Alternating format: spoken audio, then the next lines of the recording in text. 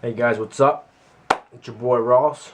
And we're talking about episode, I believe it's 7, aka Dead Weight.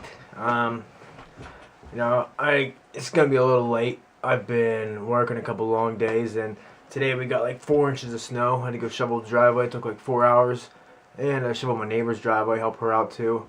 But this episode, we saw foreshadowing in the last one that which led up to this. He met Martinez and his group, and I'll get my last video. I tried to predict what was going to happen with the governor, and I guess I was half right. He's not a good guy. I thought he could turn into a good guy, when the group needed him most. And I said like follow in Merle's footsteps, but he's clearly not taking that path. I'm gonna say what I think about this episode. So there is going to be spoilers if you haven't saw the episode Dead Weight. Don't watch this. I guess I should say that. But first you notice the camp is, they all have RVs, and they're all, hunked together. Who knows how many of them, maybe 10, 12 RVs, and they're all living in those. But whenever, let's say, I think at the beginning of the episode they're walking through the woods. No one respects him in his group. No one knows who he is except Martinez, and they don't go back and explain their history because that'd be terrible for that group to know that. And they're walking through the woods, and I think the first guy they see, he's the decapitated soldier. It's like a tag liar on him. They get further and further through the woods. I think it says murderer. One has a thing that says murderer. One has a thing that says rapist. Then they finally get to the camp. And they see the guy there. I guess the guy was there. There's some normal guy in a cabin that decapitated and killed these men and put those through the woods. I don't know if that's like a scare tactic or something like that to, keep people from attacking his cabin. But inevitably, everyone in there was dead. And, this is the first time you see a little bit about what Martinez's group is really about. You got Pete and Mitch with the two brothers, Martinez and the governor all in there. And the whole time, Pete, which is the nice guy, he's like Rick. He doesn't wanna. He's like freaking out the whole time in there. He's like, "Oh my God, you can hear it. It's getting closer. I'm freaking out, man." And the governor really shows who he is in this episode, and I think makes a good impact on. He's dealt with this shit before, and he can handle himself. And I think the other two guys, besides Martinez, realize that because it's like single-handedly, the other guy freaks out. The governor takes his flashlight. I think he kills 3 walkers in the cabin total, and he saves the one guy, Pete. I think one was coming behind him. He grabbed him. And took out him. So he pretty much saved Pete's life in the cabin, and I think those guys realized kind of what he was about, how he can handle himself. So they get back to the camp, and I think Lily, Megan, or Penny 2.0, they're all sitting around. I guess it would be the governor's now RV, having some drinks, and Martinez gets a little sloppy there, cause Lily, the lady that's friendly with the governor now, almost, the governor almost sees her, as his wife now. He gets a little sloppy because she wants to know his history, and the governor, Martinez, kind of said a little too much. I think the governor didn't like that about his history, and the governor notices this. He gives him a couple looks, but then, he gets up, Martinez leaves, everyone leaves, and at the next scene, I think it'll be the next scene, they're on top. It's a great scene. I love this scene. They're on top of the RV, and, Martinez is in the spot the governor was always at. He's hitting the golf balls. They're up there drinking, hitting golf balls. The governor's not hitting golf balls. He's like the bitch now.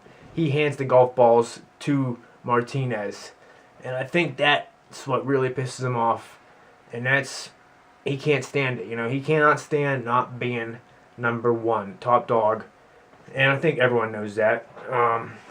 So he, real bitch move. He just clubs him over the back of the head. 9-iron. Real cheap shot, but I don't think the governor could have took out Martinez, even though he was short, but like in a fair fight. But he has a pretty crazy death. Kills him on the RV. Pretty much makes him have a concussion on the RV. Kicks him off that. Drags him over to the walker pit. Pretty much kills him with his own walkers that they trapped there. Next morning, they come up with the story. Oh yeah, he was drunk and he fell into a walker pit. That's pretty hard to get that drunk. I mean, to fall into a pit of walkers, and that's the only pit maybe around there, and he's drunk enough to stumble in there. That's whatever. They had to say something, I guess. But Pete steps up. He's like, I'm gonna be the temporary leader. And the group probably of maybe 25 people. They're all uneasy just because they lost somebody, lost their leader, and they don't like the idea of him just stepping up and being a leader. But he says we're gonna have a vote in the next couple days, but it's business as usual. That's what he says. And they go out on another supply run. The governor, Pete, and Mitch. And you find out what kind of people Pete and Mitch really are. They come across the camp. It's the dumbest camp in the world. In the middle of the woods with like a barbed wire fence around it. I mean, come on. If you're in a zombie apocalypse, you survive that long. It wasn't by having a camp in the middle of the woods surrounded by some chicken wire. I mean, that's just the stupidest thing you've ever seen. But Pete, aka the leader now, I guess, doesn't want to go do it.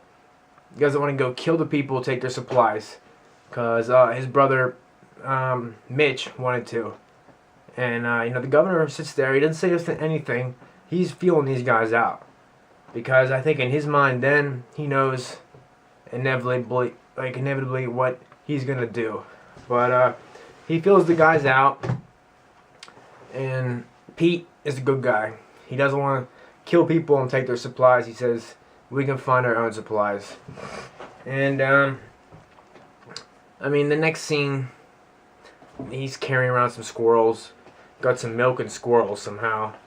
I don't know if they set traps or something or shot them, but they come up. The governor walks over, and that camp's been raided.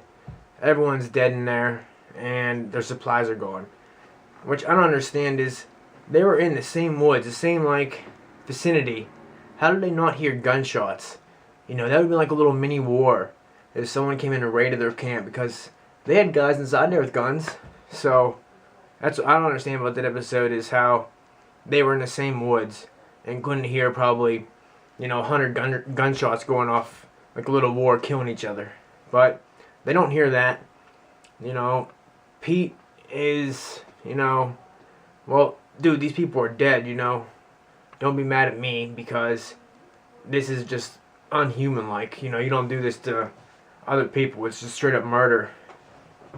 And Mitch goes over. One guy's kind of alive. He wasn't a walker. He was kind of alive still.